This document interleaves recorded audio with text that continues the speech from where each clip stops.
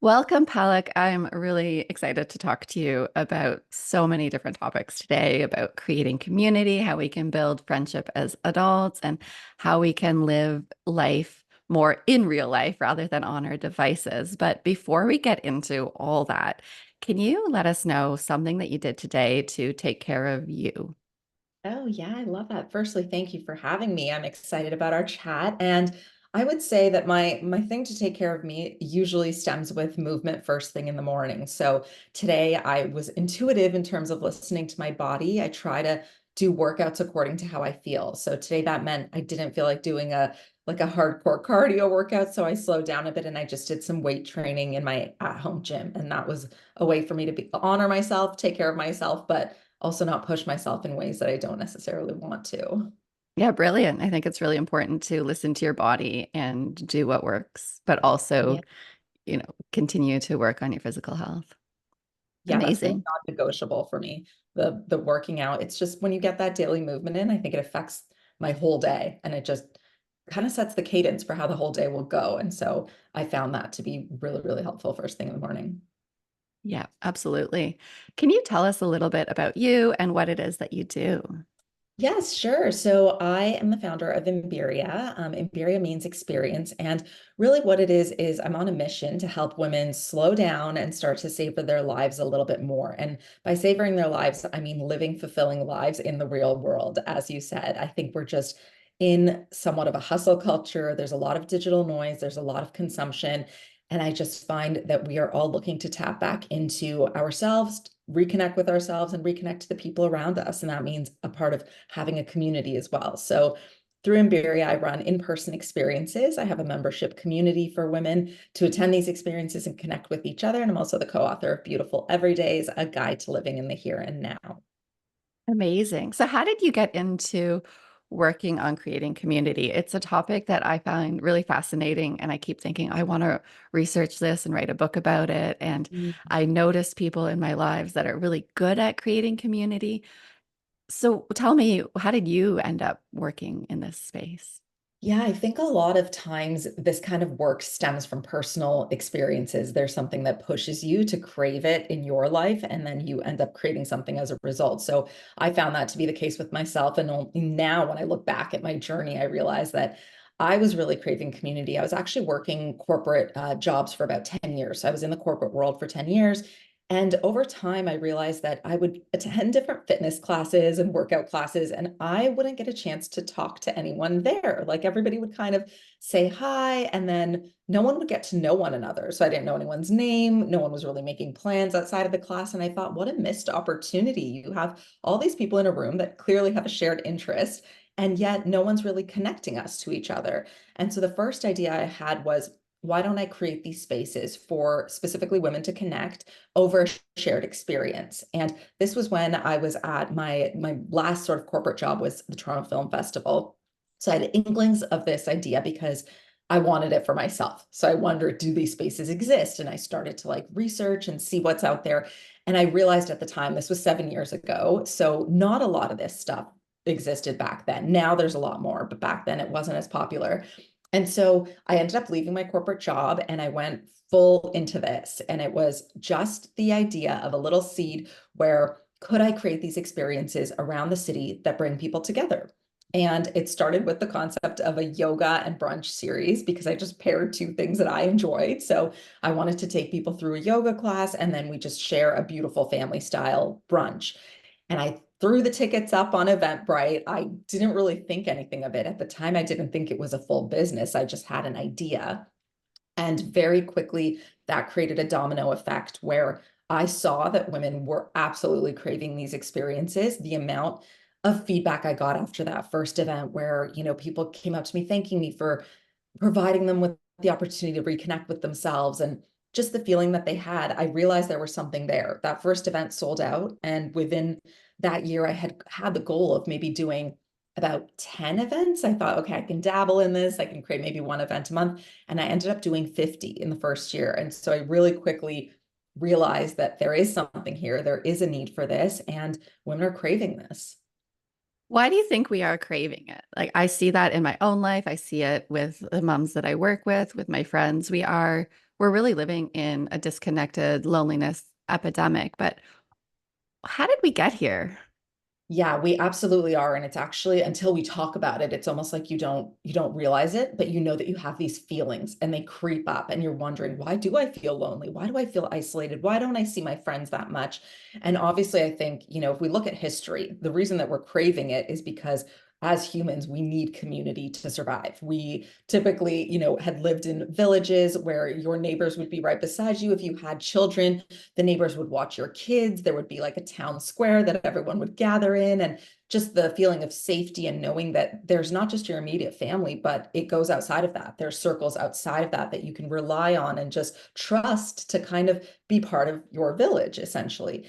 And over years, as we, of course, got digitally connected, that's played one of the biggest roles. So obviously, there's lots of things like just being in the workplace and a lot of different patterns that have happened historically over time. We've gotten here, but the biggest shift has been happening over the past 10 years, and that is the increase in digital consumption and just the fact that we believe we're connected because we are on devices, but it is not the sense of connection that we actually need as humans to survive and thrive. It's a very different kind of connection. And I've done a lot of research on this now, and I've just listened to a lot of experts, and it's fascinating what it has done to our human behavior, essentially. And the pandemic obviously didn't help with that. So that played a huge role in sort of catapulting us into this digital world in a way that I don't think would have happened as quickly had it not been for the pandemic.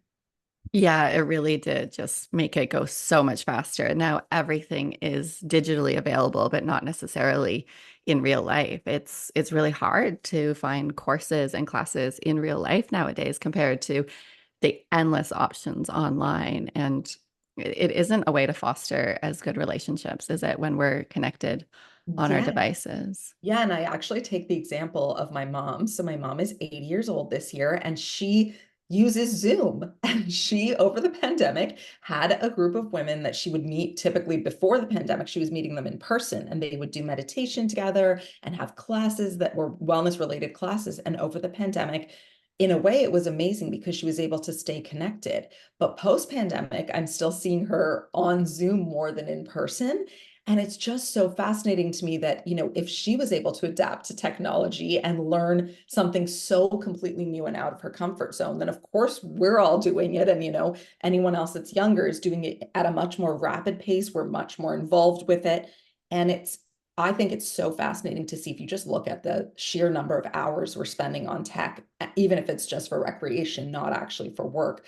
The numbers are jarring. So take all of that time that we're now spending on our devices, and if you compare it to what were we doing with that time before, and if you talk about kids playing outside and parents gathering and like community events and things like that, like the world has shifted so much, and a lot of that isn't happening. There are organizations and people that are trying to create that sense of community, but it is taking effort. It's not happening naturally, and I think that's what the biggest point is here, that it's going to take effort on our part to bring that back. It really is. And when I think about it, it's so much easier to sit at home and join something than it is to go to a class. Like last night, I went to my first karate class and it was at 7:30 at night, which Oh, I fun. go to bed. Yeah, it was really fun. But initially, I thought, oh, I don't want to go. It's late. I want to go to bed soon.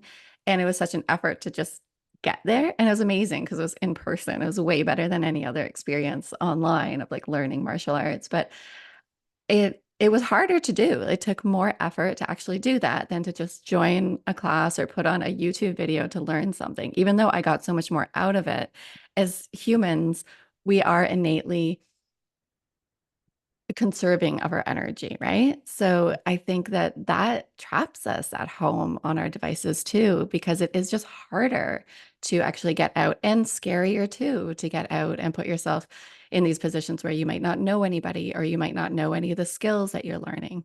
So it feels safer to be at home, even though that's not necessarily more fulfilling, is it? I love that you brought this up because it's such a perfect example of the way that behaviors have shifted since the pandemic.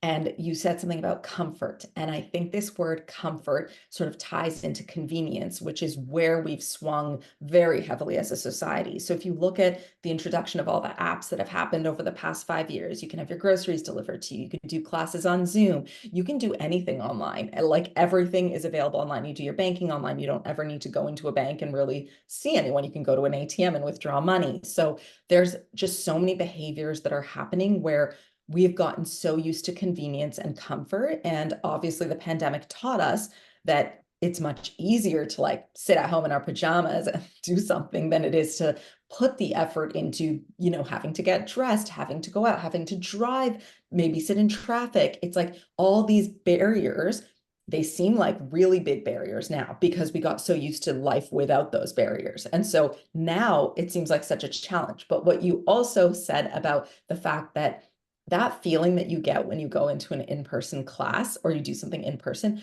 you cannot match that online. No matter how hard you try right now, it's just not there because when humans interact in person, there's a different energy that's exchanged. We obviously feel each other's energies and we're able to like look at cues in terms of just our hand gestures and things like that in a completely different way that you can't do behind a screen. And so I always hear people say this to me that I never really wanted to go to the thing, but then I went and I felt so much better when I did.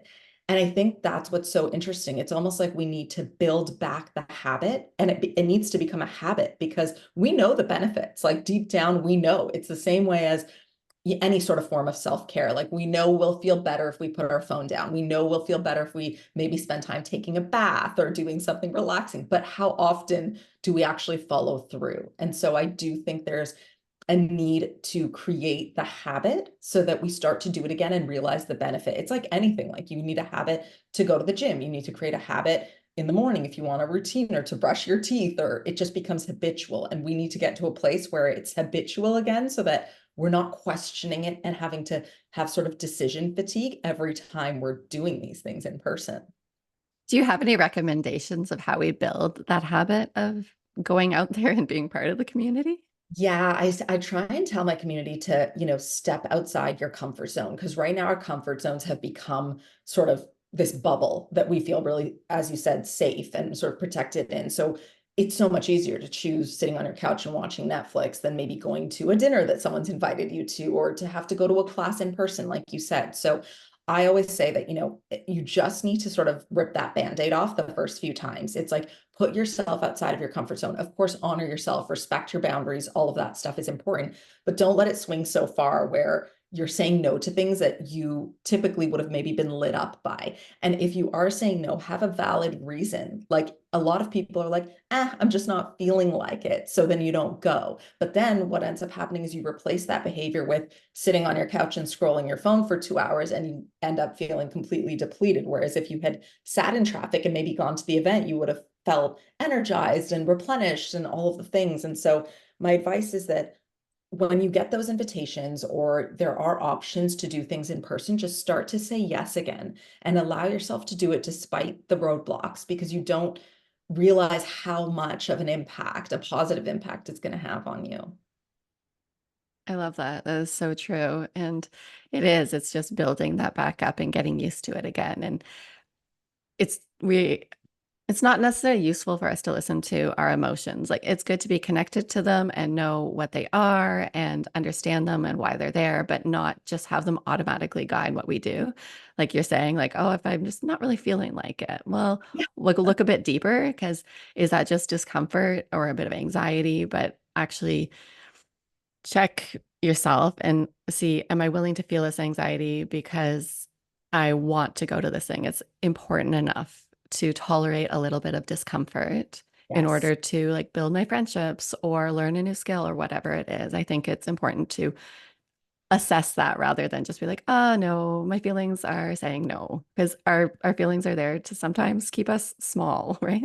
Yeah, exactly. It's really important to dig deep and understand, yeah, where are those feelings coming from? What do they really mean? Reflecting on them more than just I don't feel like it, because a lot of great things come out of discomfort. That's how businesses are built. That's how you can, push yourself at the gym or to try a new hobby. If you've never rock climbed before, you're going to feel uncomfortable doing it, but then that's how people fall in love with it. So a lot of great feelings are born out of discomfort and of course within reason, but doing something like going to a dinner, you're not going to end up in that much discomfort. You probably will reap more benefits than that feeling of discomfort throughout the whole evening. And I just think it's so necessary to do these things because it will change your perception of everything around you, and it will make you feel more connected to your community. You won't feel as isolated if you just allow yourself to say yes a bit more.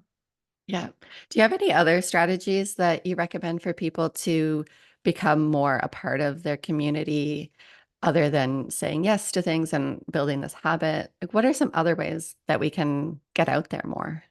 Yeah, one of the things that I really love doing, I think this idea of having a neighborhood. So everyone, you live in a certain place, and I always hear people say now, oh, I don't even really know my neighbors. Like we maybe say hi here and there, but especially if you live in the city and you're downtown, then people aren't necessarily becoming friends with their neighbors. It's like in passing, you see each other in an elevator. And so I love kind of going back to some of the things that we used to do, or even our generations before us did, and bringing those things back because they obviously worked. So an example I can give you is something I do every holiday season. I just bake cookies and I drop them off at different neighbors' homes. So I'll pick like 10 neighbors that at the time, obviously when we moved in, I didn't know them very well, but I would write a little note just being like, it's lovely having you near us in the neighborhood and enjoy some homemade treats. And I didn't know them that well, but then by doing so, it created a form of connection. Like they were so appreciative of it.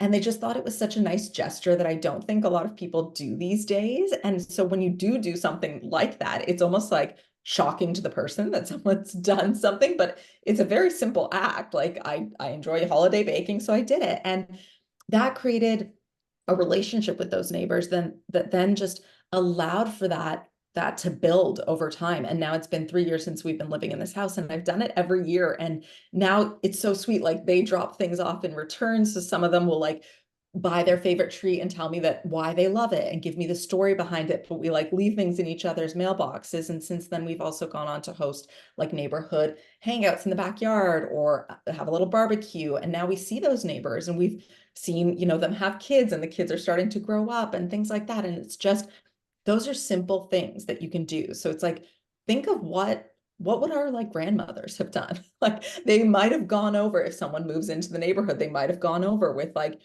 a homemade dish of some sort, or even just knocked on their door to say, hey, welcome to the neighborhood. It's nice to have you here. And those human touches, it really can be that simple. I think we have overcomplicated it, that it needs to be something, some grand gesture, and it doesn't need to be. So that's one of the examples that I like to use in terms of just like building sort of neighborhood community. But I also just say that if you have any interests that you're wanting to explore, that you're curious about, you can use the internet for good things in terms of finding things around you and activities that you can be a part of, or clubs or organizations that you can be a part of. There's like an ample amount of choices out there that you can kind of pick according to your interests. So I know that can be scary because you might not know anybody, but if you do have an interest, go find a group that kind of nurtures that interest so that you can meet these people in person and actually build connections over something that you love. And I know that when people have clubs over things that they like a knitting club, or maybe it's a running club, there's over a shared activity, they always form a bond that they feel like they belong to something outside of themselves. And I think that feeling of belonging is what a lot of us are craving as humans. Yeah, we really are, aren't we? And what if this doesn't exist, that we love knitting and it doesn't exist? You run all these events, and for you it's probably easy because you run like hundreds of events, but if I dream about like starting a women's circle, but I keep not doing it. Mhm. And I'm sure there's other people like that that have interests that they want to go to events or organizations that have these, but they don't exist. And they think, well, maybe I could start it. But where do we even start with that if these don't exist for us in our communities? Yeah, that's a really good question because, of course, there's like the desire to want to create these things, but it can feel really overwhelming. I would say that the most approachable way to start this is to start small. So, a lot of women, will give me feedback that they had an idea for an event and then they put it up on Eventbrite, and then people didn't buy tickets, or even if it was free, they couldn't necessarily get the amount of people that they wanted there. So I always say start small so that you avoid sort of that disappointment and discouragement, because if you set yourself up for that, it's going to feel really discouraging to be like, nobody came or only two people showed up. But maybe you start with two people. Maybe that's the intention and that's how it grows. Like everything that is created in this world can start small and it eventually can grow if we nurture it over time. And so if it comes down to like an activity or wanting to do a women's circle, I would say approach it the way that I've approached something that I do in my life, which is cookbook club. So I started small with this. I had an idea of wanting just women to gather over a shared meal, have a beautiful dinner together, and have really good conversation. And I was like, why don't we do it where it's kind of like a potluck party where everybody cooks out of the same cookbook? And then we rotate each other's homes people can host, and we can all just enjoy this activity once a month.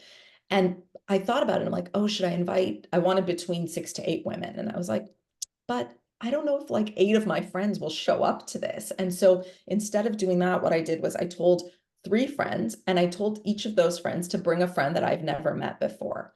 And that was exactly what they did. And all of a sudden, we had this group of 7 women. It was me plus 6 of them. And 3 of them I hadn't met, and they hadn't met the group. They'd only known one person there. But we formed this club, and it was such a beautiful way to bring people in outside of your immediate circle and community, for them to have someone there that they feel comfortable with while they're also meeting new people. And it was just, it grew organically sort of from that. And then every time we told someone about cookbook club, they're like, how do I join cookbook club? And so I've made it now part of my membership community because it was such a valued thing. But that would be my suggestion, that if you want, start with a friend, start with 2 friends, but have those friends bring people. Everyone knows people in their circles. And even if they just bring one friend along to try it out for a night or join you for a night, just to see what it's about. And if it feels like it resonates, then they probably will come back, and you'll be able to form that community within your own immediate circle and then the people around them. That's such a good way to make adult friendships, right? Because Exactly. that's a hard thing too. Like, not only do we want to be like part of the community and learn new things together and have that sense of belonging, but also I think a lot of people are craving friendship. And that is such a great strategy to meet other people that you would never necessarily meet. Do you have other ways or strategies that people can start developing adult friendships?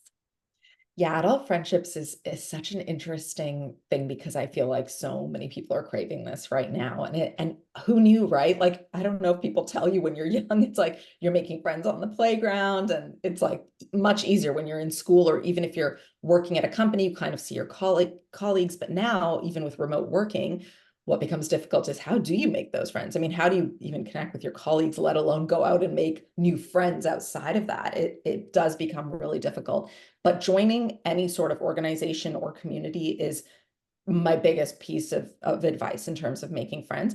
But something as simple as saying hello to people, you'd be surprised how far this can go. So this all might sound like the easiest things to do, but if you really think about it, it's like, how often are we doing these things? Like, I live in the East End of Toronto downtown, and it's really interesting because I always make sure that, if I'm going out for a walk with my dog, I'm saying hi to people, I'm saying hi to strangers, I'm smiling. And it also depends on obviously the city that you're in, but I spend some of my months in Austin, Texas. And something I found was, I would say hi, and other people would say hi to me. And I actually learned this from living there for a bit, because they were so friendly. Like, they would say hi, they'd be like, "Oh, your dog's so cute," and we'd end up chatting. And I didn't know anyone when I went there. I only knew a few people. And within like 2 weeks, I had a group of about 10 friends. And I was like, I could learn so much from this society, because this is how they are approaching life. They're just friendly. They're looking up. They're not on their phones when they're walking, and they're not looking down, and they're making eye contact, and they're doing things to connect as humans. And once you do that, you just open up the doors for connection and conversation, and that can lead to somewhere. So I remember once we were walking our dog, and we came across somebody, and he was so super friendly, and he's just like, "Oh, hey y'all, like, how's it going?" And we were talking, and then there was going to be some cold weather coming around, so we talked about the weather. And then he was just really sweet in terms of, are you prepared for the cold weather down here? And it just was such a great sort of introduction to having this conversation. And then we got to talking about where he lived. Turned out he lived like 2 streets down from us. And literally a week later, we were like, oh, we should exchange information. Maybe we can hang out one day. And that was a really easy way of being like, not making it awkward, but like, hey, let's exchange info. So we did, and we created a little WhatsApp group. And he's like, you guys got to meet my girlfriend. And we ended up having like dinner with them 2 weeks later. And now they're one of our close friends in terms of another couple that we hang out with. And it's just like that, it could be that simple if we let it. I think we forget that it can be that simple. And that is how we used to make friends. So why not get back to that sort of confidence of just saying hello and being friendly? Like it can go a long way if you're just willing to look up. Yeah, saying hello makes all the difference. Actually, this morning I was just dropping my kids at school and my eldest said, "Oh, that's like so and so from his class." And I'd never seen him before. So I said, "Oh, that's great to finally put a face to like a kid and to a name." And his mom was there. So I said hi. We'd never met before. And we chatted about how you don't meet the other parents ever. And Mhm. suddenly we were exchanging numbers and she's going to bring her kid over for a swim like next week. And I didn't Oh, expect that, but it was just the saying hello and that was it. That was I didn't expect, I didn't plan like, oh, I'm going wow. to make friends with this lady. I Yeah. just said hi. So I Oh, think that you're makes me so absolutely right. happy. That makes Yeah. me really happy to hear. And that's exactly it. That's a beautiful example of this in action. How if you go in without the expectations, a high can lead to a friendship. That really is as simple as it can get. It's like just say hi. And I always also say, because I think people feel, sort of scared of that, or they think they don't know if they'll connect with that person or if you'll get along with them. Because now it's like even you meeting, a new mom, it's like, maybe your kids will be friends, but maybe you won't be close friends. And that's okay. I think what's interesting about friendships is we kind of have to remind ourselves that friendships are like any other relationship. You're not going to be best friends with everybody that you meet.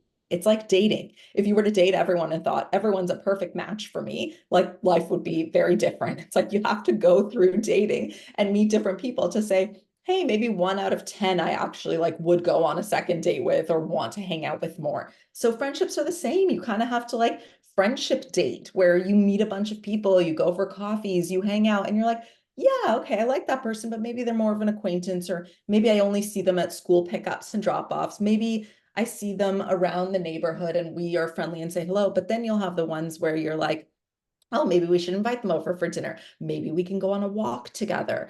Oh, I actually heard that they're, into bike riding. Maybe we can go on a bike ride. And it suddenly can be more. So I just love to always preface the whole idea of adult friendships with don't get discouraged when one doesn't work out, because that doesn't mean that you're not good at making adult friends. It just means that you are figuring out who your people are and who you actually get along with. And that might take time. Yeah, and it is really like dating, isn't it? I barely dated. I met my husband when I was 17 and Oh, started dating when we were 19. But I have a lot more experience dating like friends because yeah. we've moved a lot. So I really, Mm, it is exactly like dating that you have to assess the situation. You got to see if you guys vibe and if you've common interests. It takes that effort. And I think that can deter people as well because it is effortful. It's so much easier, like we were saying at the beginning of this conversation, it's easier to stay home. It's easier to stay in that comfort zone, but you need to put in that effort if you do want to actually expand your friendship. So, exactly. any recommendations for how we work through that discomfort or like anxiety because Mm. people can get scared off of putting themselves out there, whether it is dating or whether it is looking for friends. What do you recommend people do in that case? Yeah, I always say like stick to sort of one intention. I think we go in with a lot of expectations and we want to kind of check off all the boxes and be like worried because it feels overwhelming because it feels too big. And I sort of say this even to people that come to my events and when they come alone, there's a lot of anxiety around what if I'm coming by myself and I don't know anybody and how am I going to make a friend at one of your events? And I'm like, just have the intention of one thing. And that could be, oh, I just want to say hello to one person, or I want to introduce myself to one person, or actually at this event, I want to listen in on a conversation and just absorb as much as I can. Like that can be an intention. It doesn't always have to be putting yourself out there. So I feel like if you break it down in terms of what you're looking for, just focus on one thing so that you don't get overwhelmed thinking you need to go in doing all the things right and worried about what you're going to say, what you're going to do, and what will it lead to. Like that's when it can feel overwhelming. So kind of simplify it and be like, even if I can just go and say hello to one person, or I can ask someone this one question and just be like, oh yeah, like whereabouts do you live, or whereabouts in the neighborhood are you, or it can be so simple, but oftentimes that one thing can be the bridge that you need to create those connections. It doesn't take a lot. It really can be that simple. So just don't put pressure on yourself to sort of fulfill all of these things, because that's when it will deter you from doing it. Yeah, when it becomes too big, it just is too Exactly. big, right? It's Exactly. overwhelming. So yeah, break it down, start small, Yeah, one exactly. intention. That's brilliant. And in terms of disconnecting from digital devices, like we're talking about getting out in our community more, building friendships. What are other ways? I know you wrote a book with Laura Ben all about disconnecting from digital devices and living and enjoying and savoring being in the real world. But what are some ways that we can do this outside of creating community and adult friendships? I love doing this through my own sort of rituals and traditions. So a lot of them are in the book actually, because there are things that I've actually done in my life. And especially over the pandemic, what I looked forward to, and I realized that I've actually been doing for years, is creating little rituals within my day-to-day life. And I've realized that it's not about this like idea of having, of course, we all love things to look forward to. It's like we have a vacation that's booked and we're excited about that, or it's going to be summer and we're excited about that. So we're excited about seasons and we want winter to end and all of that. So as humans, we always need things to look forward to. But it's often in our day-to-day moments that we can actually create that sort of everyday joy and fulfillment. And that can be done through very simple rituals. So there's kind of a theme here with the simplicity of everything and bringing in joy through simplicity. But for me, what that looks like is throughout the week, there's certain things that I do throughout the week, which I just find so much joy in. It can be as simple as like on a Wednesday, my husband and I will take a little bit of a longer walk in the mornings and we'll stop by a local cafe and grab a cup of coffee or a tea or a croissant and just look forward to the idea of getting to spend a bit more time together on Wednesdays, because it's something that we've put in our calendar and we're excited about it and we look forward to it. So that's a simple way of just, creating a moment of time, which doesn't require much effort at all, but it's something that you look forward to. So that's sort of one of our rituals. And then I have bigger rituals. For example, I do like a holiday drop-in party every year. So instead of a dinner that feels like, a thing on your calendar that everyone has to commit to months in advance, it's like I host a holiday drop-in party on a Sunday during December, and it's like 5 hours long. And I tell people you can drop in at any time. Just come for a drink, come for like a little bite, just so we can toast to the holidays. And that's like such a beautiful way to sort of create community and joy and have a yearly ritual that now my friends come to me in like October and they're like, when's your holiday drop-in happening this year? And it's like people look forward to it and I look forward to it. So rituals are something that have actually been happening for a very long time. Like different cultures have different traditions. If you look, historically as to how did people build community or how did people create joy, they often did it through rituals and traditions. So we kind of just need to modernize it to our day to day and what works for us. And if you're doing it for yourself, that can even mean like you look forward to the ritual of your tea or your coffee in the morning and just make it a moment, make it an experience. Don't just be like, yeah, I'm having my coffee at my desk because I gotta like rush onto email and dive into my first meeting. It's like, why don't you take some time for yourself and just like maybe sit on your outdoor patio? Maybe you can like be in nature. Maybe you can sit by the window and just like take a few deep breaths. And I think we just overcomplicate things and it doesn't need to be. It is those everyday joys. And that's why we created the book. That's what the book is all about. It's like finding that beauty and joy and fulfillment in your day to day can be simple. Sometimes we just need a little bit of guidance to do it. But once you start, the effects can be really magical. And it doesn't really necessarily take more time. If you're going to have your coffee while you're doing your email, you're multitasking. You're not going to be like focused on either very well. You're not going to be present. If you just take those 2 minutes by the window, drink your coffee, it's not filling your day anymore. It's actually slowing it down, isn't it?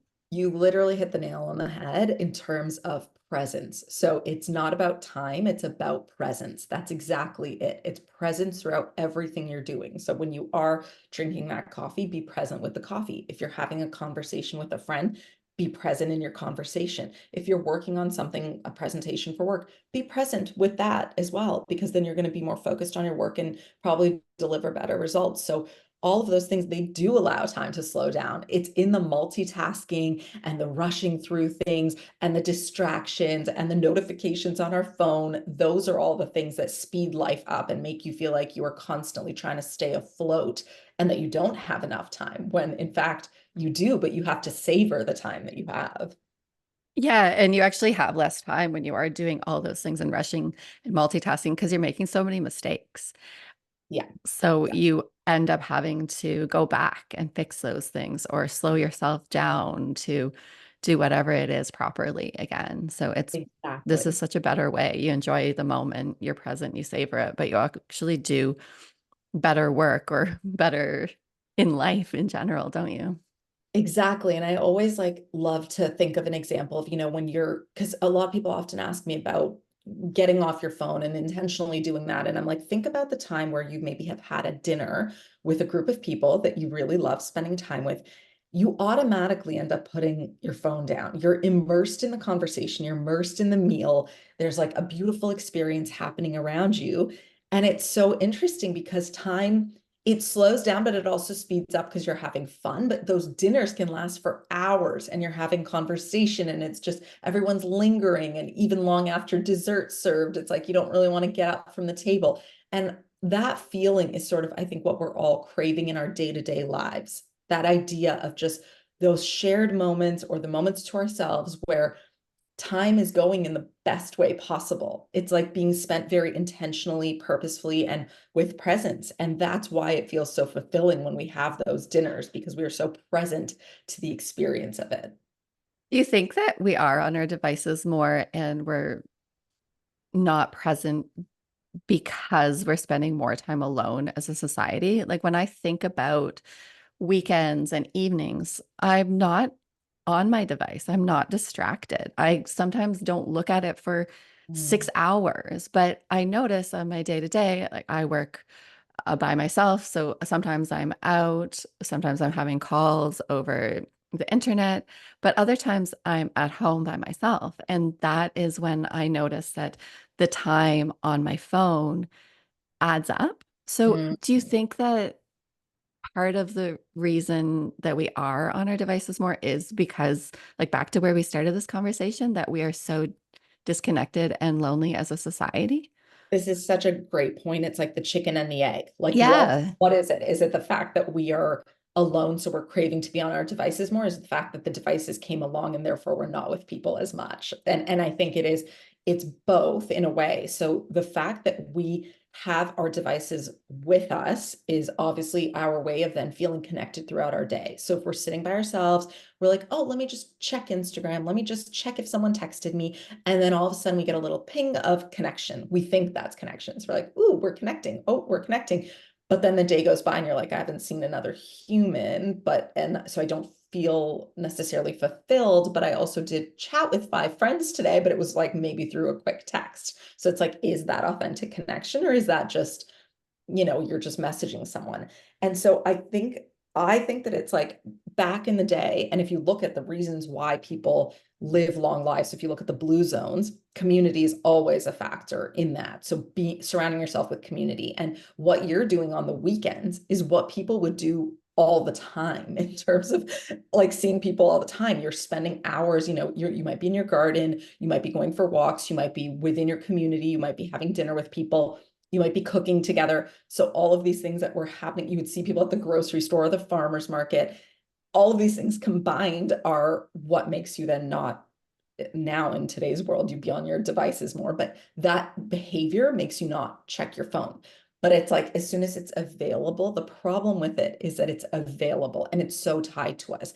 When kids back in the day, a lot of people compare like, oh, but kids used to watch TV a lot. It's like, yeah, but kids didn't carry a TV in their pocket to school. They carry a TV on the bus and they didn't carry TV with them all the time. So the tough part with our phones now, and if you read a book called The Anxious Generation, Jonathan, the author, goes into this in a very deep way. It's an amazing book that really sheds light on sort of why phones are affecting, especially Gen Z, but also the parents of Gen Z and adults in general as well. But the effects of it are just like jarring if you look at the stats around it. And it's because we are so tethered to them. It's like you go onto your phone to do one thing and you always will end up doing like five other things. And you're like, how did I get here? It's because it's not one activity. Whereas back in the day, even TVs, there's one activity. You're there to watch a show. There wasn't 900 other things that you can necessarily do on your TV. And with TV, it's even different because you are often watching with other people and it's not so close to you. Yes. My kids, they very like we're very strict with TV, with screens. They don't have access to phones, iPads, anything. They barely watch TV.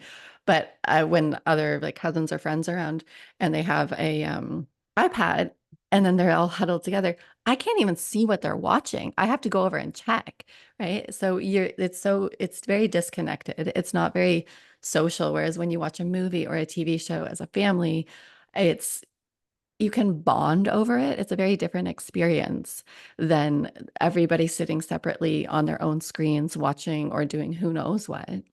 Yeah, that makes me the most sad when I'm out in society and I see families or I see couples and they're each on their devices and they're not interacting with each other, and obviously no judgment, but it's like disheartening to see because I know that if those devices weren't in their hands there would be a lot more conversation and connection, or a lot more observation about the world around us. And I think that's also what's missing. It's like kind of going back to that thought of being present.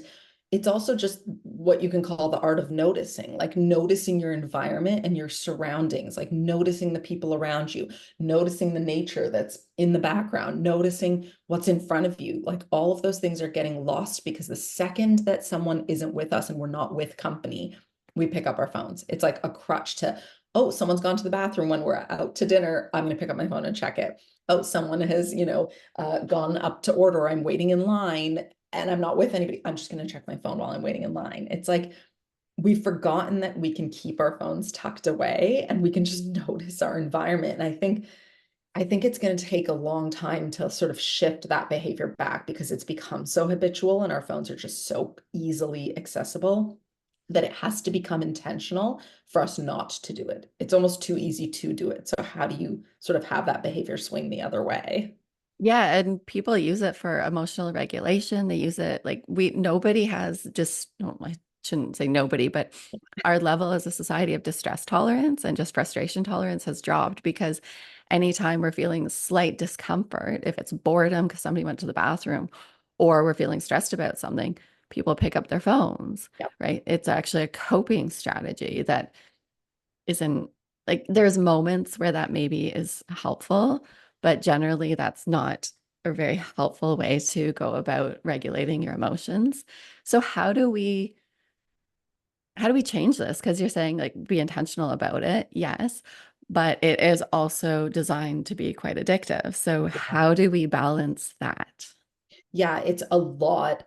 It's very sad, but it's like in a sense, it's a lot of willpower, which is like, I don't even like to necessarily use that word, but it's like we have to take control because it's as if it's like equated to smoking. Like it's like someone is giving you access to things and telling you, hey, go do all this stuff, but then also like limit the amount that you do it and try and put some self-regulation on it. And you're like, but you've given me something that's like highly addictive. So how can you put the onus back on me? But unfortunately, until I don't know if, obviously there's like things being passed for schools and rules that are being talked about in terms of no phones, but for adults, it's still just as addictive. It's just a matter of us needing to take control of it the same way that we would, want to be mindful about eating well to nourish our body or getting movement, any of those sort of habits that we're creating in our day to day. We have to start looking at our phone as that same relationship where too much of it in excess can have detrimental effects. So, what does a healthy relationship with our phone look like? And those are the questions that we need to be asking ourselves.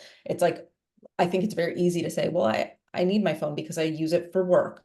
Okay, well, what do you do on it? Are you on email for work? Do you have calls for work? Are you needing to use Instagram because you're a business account and you have to be checking your social media?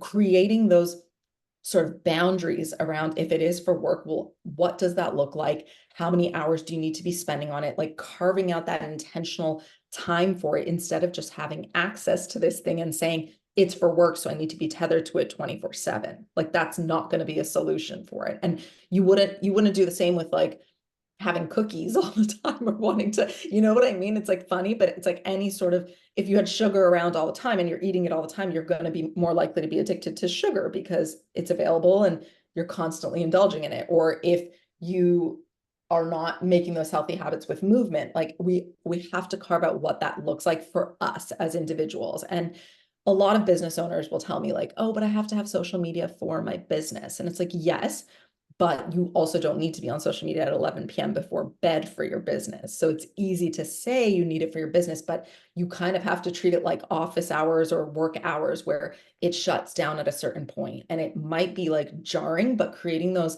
sort of extreme boundaries is almost necessary in order for you to like feel okay with the relationship that you have with your devices. Those are really good strategies. And I think that that is the reality of what we do need to do, almost all of us, probably all of us, because phones are in our lives, right? And if you don't want to go to the extreme of getting rid of a phone or just getting a phone that only has phone calls and text, because we do need them for other reasons often, but not that often. Like you don't need, there's very few jobs that you literally need to be like looking at your phone all day long. Like Exactly. my husband's on call as a doctor and he just needs to be able to hear it ring. It's not that he Yeah. needs to be looking at it. He just needs to have it somewhere nearby. So when it rings, he can pick it up. That's all.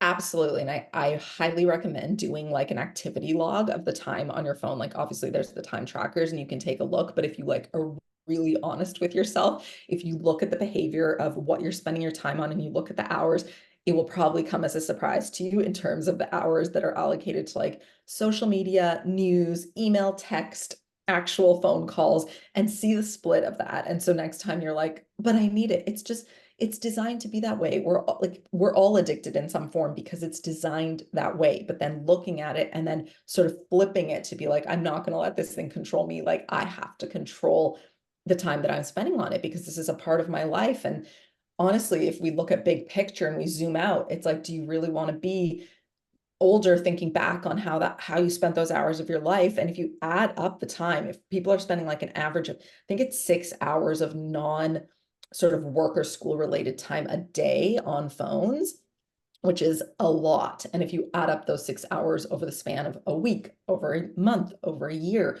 over 20 years, like what could you have done with that time instead? It's like we could have all been experts at playing the piano or like hiking or whatever it is, like whatever your thing of choice is. But I'm pretty sure that no one's going to be like, I'm so happy with all of the videos that I watched that didn't necessarily add any value to my life. Like there's just so much on the internet that we're watching. And right now, what's so interesting is a lot of the media that's out there on the internet, a lot of the videos are videos that make you feel like you're being seen. It's like, oh, yes, I do that. I do that with my kids. I'm like that with my pet. I'm like that when I get ready in the morning. So it's like we're sort of seeking this validation that other people out there are like us, but we're wasting our time watching them live their lives just so that we can feel like, yes, I belong. You can find that sense of belonging outside of watching these videos where it's not a two-way conversation. It's a one-way thing. You're consuming a video, but there's no conversation being had about it. As you said, it's not like a TV watching experience if you're watching together and you're talking about things. You're just watching a video and you're doing it alone. So how much are you really belonging in that sense? Yeah, you might be learning something from some videos, but it's not a community. It's not belonging, is it? Exactly. Exactly. So You mentioned the anxious generation. Are there Mhm. any other books or resources that you recommend on getting off digital devices or building community and adult friendships?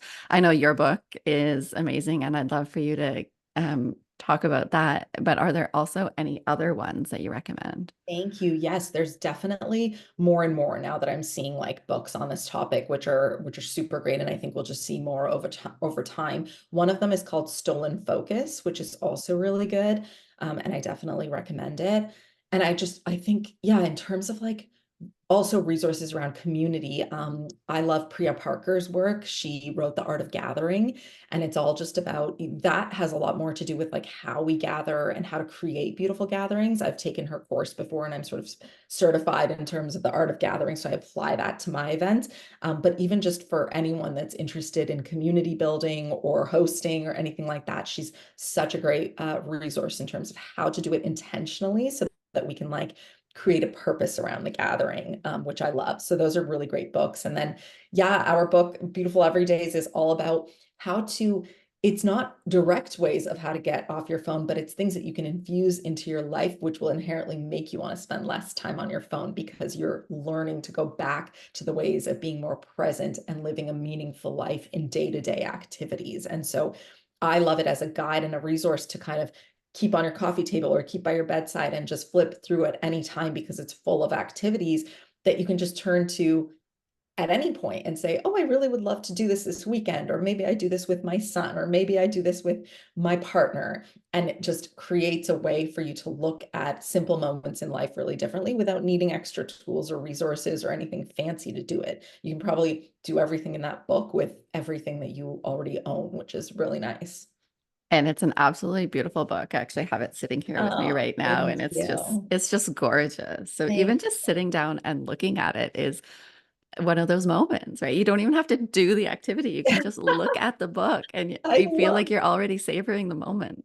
Oh, I love that. And that I think that's exactly it. Because even the act of reading a book is savoring the moment, right? So even if you're just looking at it, you're looking at the photography, it's meant to drop you into the present. And I think we need more of things that drop us into the present instead of stealing our attention away from the present moment. Yeah, absolutely. Can you let us know a little bit about where we can find you online Yeah. and the work that you do so people can like join your membership if they're Oh, yeah, interested? thank you. So my membership community is called Imberia Social Club, and we're a group of women that are just looking to slow down and save our lives. And we do that through in-person experiences. We do have some virtual events, but I keep them all under an hour, and they are with the primary intention of connection. So there's a lot of connection when it is a virtual event. You're not just on a Zoom call watching something. So I love that we're all in there sharing resources and podcasts and books and things we love that will help us live our most fulfilling lives. So you can find that if you go to embiria.ca, embiria.ca. You can find me there. I'm also on Instagram at Embiria as well. And what I say about Instagram is, you won't necessarily see me posting trending reels, but you can absolutely reach out to me and have a conversation because I love social media for the connection. That's like my favorite part of it. And that's the only reason I'm still on it, to be honest. Otherwise, I would have deleted a long time ago.